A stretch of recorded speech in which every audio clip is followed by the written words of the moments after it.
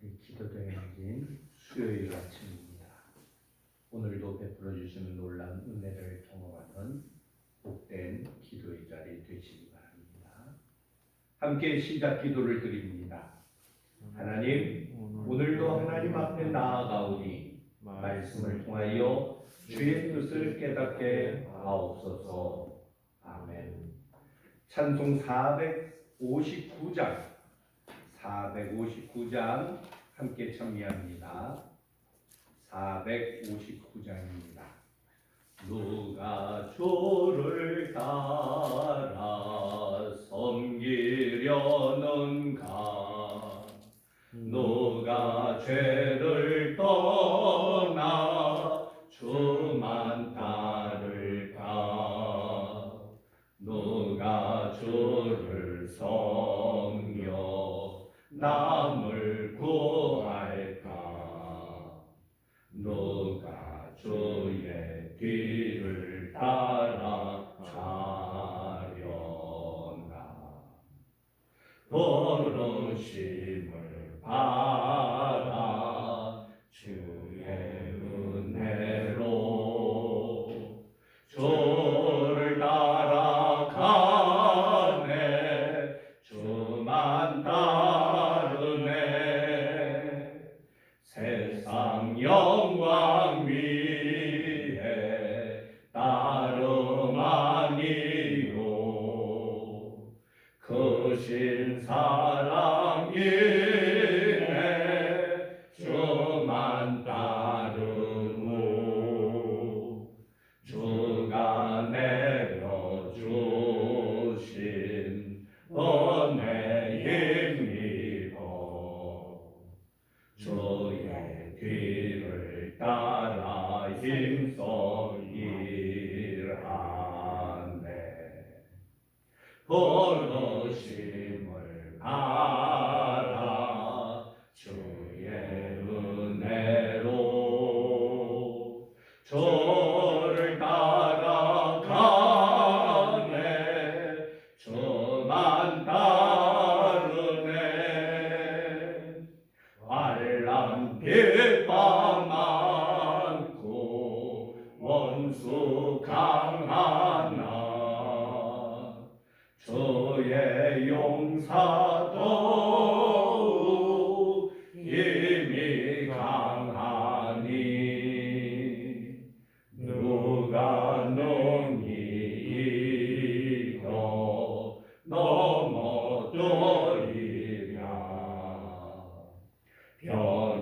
변함없는 진리 승리하리라. 기쁜 찬송하며 주의 은혜로 주를 따라가네. 주만 따르네. 아멘. 하나님 말씀 봅니다. 하나님 말씀은 요한계시록 제2장 8절로 11절까지의 말씀입니다. 주신 말씀을 한 절씩 교독합니다. 8절입니다. 서문화 교회의 사제에게 편지하라. 처음이요 마지막이요 죽었다가 살아나신 이가 이르되 내가 내 환난과 궁핍을 알거나 실상은 내가 부유한 자니라. 자칭 유대인이라 하는 자들의 비방과 알거니와 실상은 유대인이 아니요 사단의 회당이라. 너는 장차 받을 고난을 두려워하지 말라. 볼지어다 마귀가 장차 너희 가운데서 몇 사람을 옥에 던져 시험을 받게 하리니 너희가 10일 동안 환난을 받으리라. 네가 죽도록 충성하라. 그리하면 네가 생명의 관을 네게 주리라. 이기는 자들은 성령의 교회를 말씀을 들으리라. 이기는 자는 둘째 사망의 일을 받지 아니하리라. 아멘. 말씀의 제목입니다. 같이 읽어볼까요? 고난을 두려워하지 말라. 우리가 삶을 살아가는 데 있어서요 기준을 세운다는 것이 굉장히 중요합니다. 어떻게 살아가는 것이 바른지, 어떻게 살아가는 것이 잘 되는 길인지 분명한 기준이 있어야 됩니다. 근데 여러 가지 기준이 있지만 큰 기준이 두 가지죠. 세상 사람들은 물질적 기준을 가집니다. 내가 이것을 하고 이렇게 살면은 내게 무슨 이익이 올 것인가. 물질의 기준을 두고 살아가는 모습들이 너무나 많습니다. 그러나 우리 예수 믿는 사람들은요, 세상의 기준이 아니라 물질의 기준이 아니라 성경적 기준, 하나님이 뭐라 말씀하시는가, 그것을 구하고 찾고 그 말씀대로 순종히 살아가는 거예요. 이렇게 성경의 기준을 두고서 살아가는 사람들을 향해서 뭐라고 얘기하냐면은 이 땅에서 외국인이요 나그네와 같은 삶을 산다 말합니다. 오늘 말씀은 요한계시록에 나오는 7교회 중에 두 번째 교회인 서문화 교회에 관한 이 말씀입니다. 서문화는 고대 사회에서 아주 살기 좋은 지역이었다고 말합니다. 인구가 약 25만 명 정도가 살고 있는 항구 도시인데요. 그 뒤에는 아름다운 산들이 배경처럼 둘러싸고 있었습니다. 경제적으로도 번영했고 서문화는 황제 숭배의 중심지였고 그리고 유대인들도 꽤 많이 살고 있었다고 말하고 있습니다. 그런데 문제는 살기는 편한데 기독교인들에게 있어서는 살기에 절대로 편한 곳이 좋은 곳이 아니었다는 것이죠. 서문화 교회는 이교도들과 그리고 유대인들로부터 환난과 핍박과 그리고 어려움을 당하게 되었습니다. 오늘 9절 말씀에도 나오죠. 서문화 교회를 향해서 이렇게 말씀하십니다. 내 환난과 궁핍을 알거니와. 고난이 있고 궁핍, 가난이 있는 교회였다는 것이죠. 자, 고난받는 교회, 그건 도대체 어떤 고난을 받았을까요? 9절에 보면 이런 말씀이 있습니다. 유대인이라 하는 자들이 들의 비방도 알거니와. 다른 사람도 아니고 유대인들로부터 비난을 받았다는 것이죠. 그리고 요즘 보세요. 이 비난한다는 거. 이 인터넷 시대에서 악플, 이게 너무 끔찍합니다. 여기에 시달리다가 어떤 사람들은 스스로 목숨을 버리기까지 하잖아요. 10절에 보게 되면 또 이런 말씀이 있습니다. 장차 받을 고난을 두려워하지 말고 몇 사람을 오게 던져 시험을 받게 하리니 10일 동안 환난을 받으리라. 감옥에 끌려가고 핍박을 받고 생명의 위협을 당하고 생명을 잃기까지 하였다는 것입니다. 이게 서문화 교회의 모습이었다는 겁니다. 또 하나 뭐라고 그랬죠? 궁핍이에요. 가난한 교회입니다. 여러분, 근데 왜 가난하냐? 사업 잘못해서 실패해서 가난한 게 아니에요. 서문화 교회 교인들이 믿음으로 살려고 했더니 세상 사람들이 받아주지 않는 거예요. 세상 사람들이 받아주지 않으니까 일자리를 잃어버리게 되는 겁니다. 그래서 고난의 자리에 그리고 궁핍의 자리에 빠질 수밖에 없었다. 그런데 서문화 교회 교인들은 아무리 힘들어도 먹거리가 부족한 그 상황 속에서도 끝까지 믿음을 지켜나갔다는 것입니다. 자, 고난과 궁핍, 이것이 서문화 교회 교인들의 보여지는 모습이었어요. 그런데 예수님은 그러한 교회를 향해서 무엇이란 말씀하십니까? 9절의 말씀이 나오죠. 같이 읽어볼까요? 실상은 내가 부유한 자니라. 아니, 지금 끼니를 걱정해야 되고 언제 붙잡혀가서 감옥에 갇히고 목숨을 잃을지 모르는 어려움 속에 있는데 예수님은 아니야, 너희들은 부유한 자야, 이런 판단을 내리십니다. 어떻게 그럴 수 있을까요? 기준이 다르기 때문입니다. 고난, 궁핍 물론 있어요. 근데 그것은 눈에 보여지는 겁니다. 세상에서 보게 되면 그것 때문에 힘들다, 어렵다, 못 살겠다 이야기할 수밖에 없어요. 그런데 예수님은 그렇게 말씀하지 않아요. 너희가 비록 지금 어렵지만은 힘들지만은 목숨이 위태롭지만은 이게 전부가 아니야. 죽음을 두려워하지 말라는 거예요. 죽음이 끝이 아니라 죽음 너머에 하나님의 영광이, 하나님이 너희를 향한 그 놀라운 복이 함께한다는 것을 바라보라. 여러분, 세상에서도요, 우리가 그런 일이 없지만 보통 보게 되면은 재판을 받아요. 재판을 받게 될 때 3심제도가 있습니다.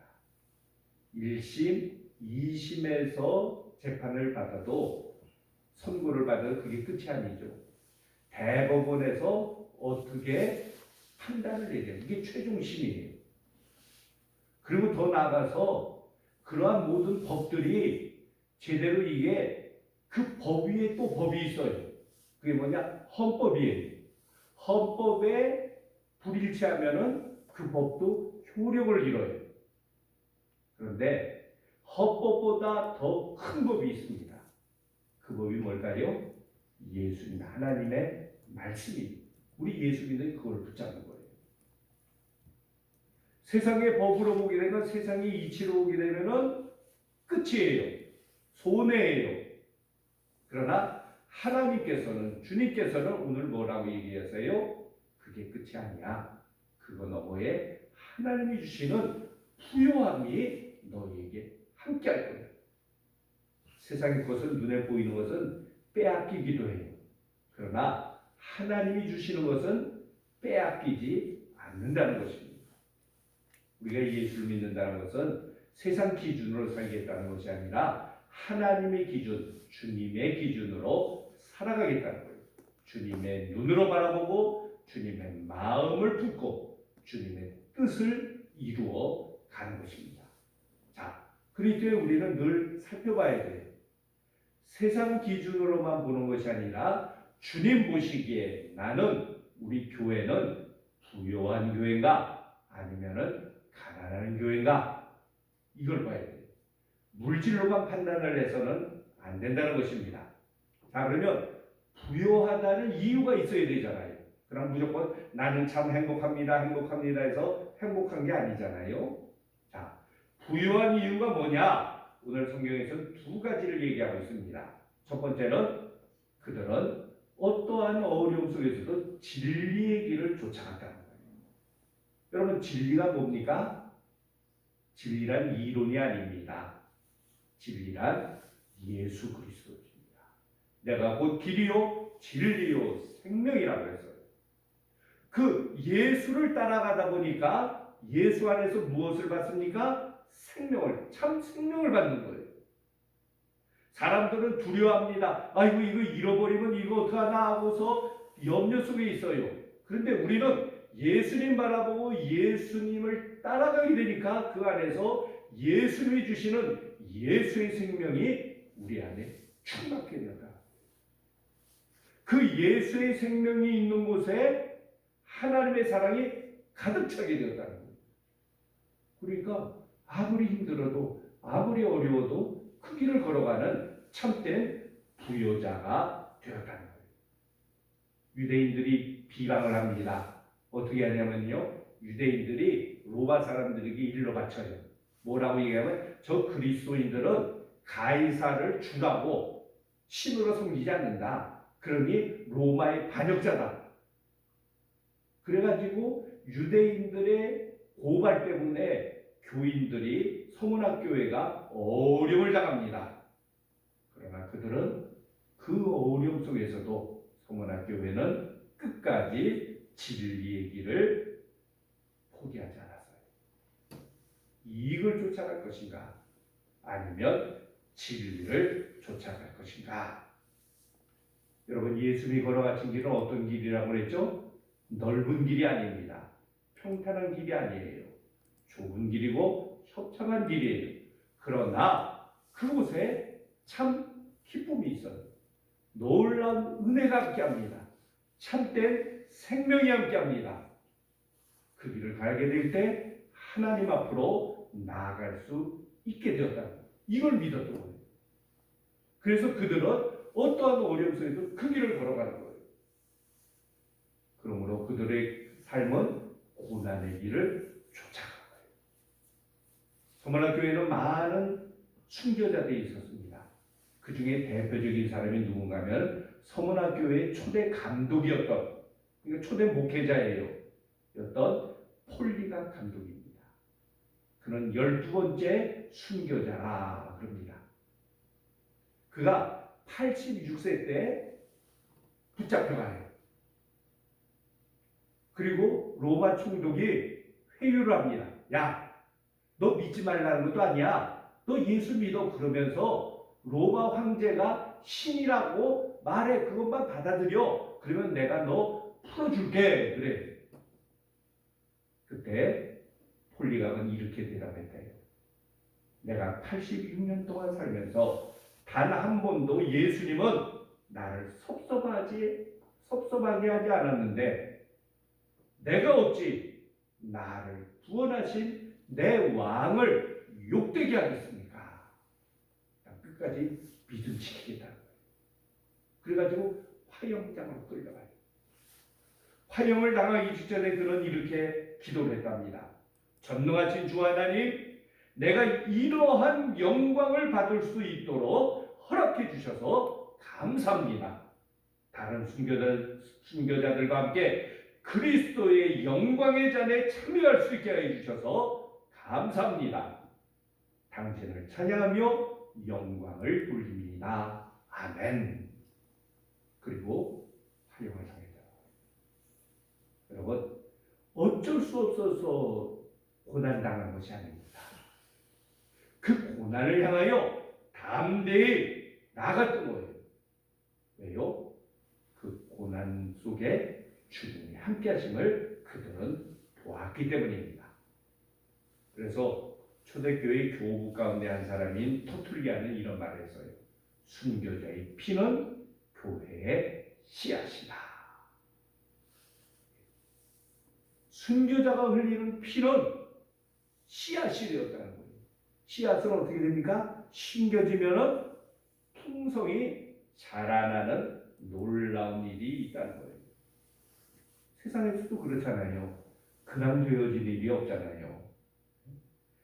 해산의 고통을 겪어야 귀한 생명이 되어나요. 창작의 고통을 통과해야 멋진 작품이 만들어지는 겁니다. 이렇게 진리를 쫓아가며 고난의 길을 걸어간 교회를 향하여 주님은 뭐라 말씀하십니까? 너는 장차받을 고난을 두려워하지 말라. 자 보세요. 우리가 삶을 살아가면서요, 많은 두려움 속에, 불안과 염려 속에 있잖아요. 건강에 대한 두려움, 물질에 대한 두려움, 경제적인 두려움, 정치적인 두려움. 어제 뉴스를 보니까 북한이 또 그냥 핵을 가지고서 위협을 해요. 이런 수많은 두려움들이 있어요. 그 두려움 속에 오늘 말씀은 하나님은 빠져있지 말라는 거예요. 그 어떠한 어려움이 없다는 것이 아닙니다. 어려움이 있지만은 그것을 두려워하지 말라는 거예요. 왜 그렇습니까? 왜 두렵죠? 그 모든 두려움의 끝이 절망이기 때문에 두려워하는 거예요. 그런데 성경은 말씀하십니다. 고난은 천국의 영광을 우리에게 가져다 주신다. 예수님이 십자가 앞에서 피하지 않았습니다. 십자가를 향하여 나아갔습니다. 그리고 십자가에 달려 죽으셨습니다. 그러면 끝이잖아요. 그런데 주님은 그 십자가의 죽음을 통하여 부활의 승리를 이루어 주셨습니다. 주님이 걸어가신 그 참된 승리의 길을 바로 주님을 따라 우리들도 걸어간다는 것이죠. 그래서 오늘 10절에 이렇게 말씀하십니다. 내가 이렇게 믿음을 지키며 고난을 통과하게 될 때 하나님께서 내가 생명의 관을 네게 주리라 말씀하세요. 서양 속담에 보게 되면은 이러한 말이 있어요. 한번 같이 읽어볼까요? 흐르는 냇물에서 돌들을 치워버리면 그 냇물은 노래를 잃어버린다. 졸졸졸졸졸 냇물에 흘러가잖아요. 근데 왜 그런 소리가 나느냐? 돌들이 있기 때문이에요. 돌이란 뭐예요? 고난을 상징하는 겁니다. 이걸 치워버리면 어떻게 돼요? 노래를 잃어버리게 된다. 고난이 힘듭니다. 피하고 싶습니다. 그러나 그 고난을 통해서 우리는 더 큰 기쁨을, 하나님의 사랑을, 하나님의 능력을 우리가 경험하게 된다는 거예요. 두려워하지 마세요. 절망과 고통이라 할지라도 믿음 안에서는 희망과 감격의 통로로 하나님은 만들어 주신다는 것입니다. 오늘 성경은 말씀하십니다. 고난과 궁핍을 두려워 말라. 문제를, 어려움을, 역경을 피하려고만 하지 말라. 두려워하지 말라는 거예요. 너희가 이런 환난을 통해서 더 깊은 은혜의 자리로 나아가게 되며, 그래서 실상은 부요한 믿음의 성도가 된다는 것입니다. 이 말씀을 오늘 하루 붙잡으시기 바랍니다. 그리고 오늘 하루 이루어지는 모든 일들이 기쁜 일, 좋은 일만이 아니라, 세상에서 그런 말 하죠. 꽃길만 가게 해주세요. 근데 꽃길만 있지 않아요. 돌짝밭도 있습니다.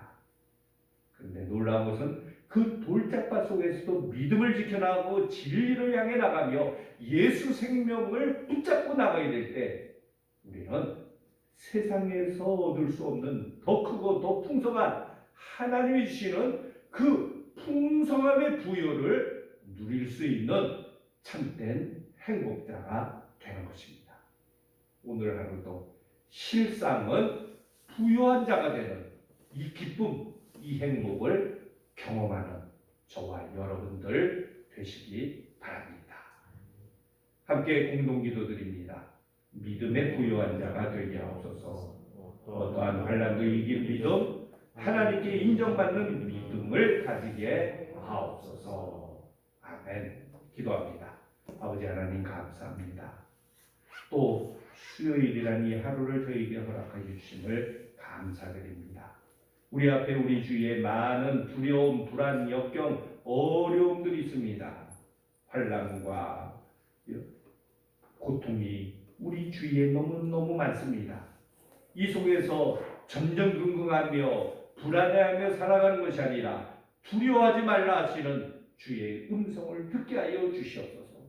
세상만 보이는 것이 아니라 그 속에서도, 그 고난과 어려움 속에서도 함께 하시는 하나님을 바라볼 수 있는, 주님을 바라볼 수 있는 눈이 열리게 하여 주시옵소서. 그래서 저희도 서문학교의 교인처럼 예수 생명을 가지고 진리의 길을 쫓아가며 어떠한 어려움도 이겨나가는, 그래서 하나님이 주시는 그 풍성함으로 가득가득 채워지는 실상은 부요한 자들은 그 놀라운 복을 누릴 수 있는 저희들 되게 하여 주시옵소서. 오늘 하루도 주의 말씀을 바라보며 나아갑니다. 하나님이 우리의 삶의 기준 되게 해주시고 말씀을 따라 나감으로 말미암아 하나님이 허락하여 주시는 그 풍성함을 받아 누리는 참된 행복자 되게 하여 주시옵소서. 감사드리며 예수님 이름으로 기도드립니다. 아멘. 지금은 우리 주 예수 그리스도의 은혜와 아버지 하나님의 무한하신 사랑하심과 성령님의 인도, 교통, 역사하심이 어떠한 상황, 형편 속에서도 주님으로 말미암아 주님이 주시는 그 생명과 그 기쁨과 그 은혜로 가득 차서 실상은 부유한 자 되는 그러한 삶 살아가기를 소망하는 이 자리에 모인 모든 성도들 위해 지금로부터 늘 함께 하시기를 간절히 축원하옵나이다.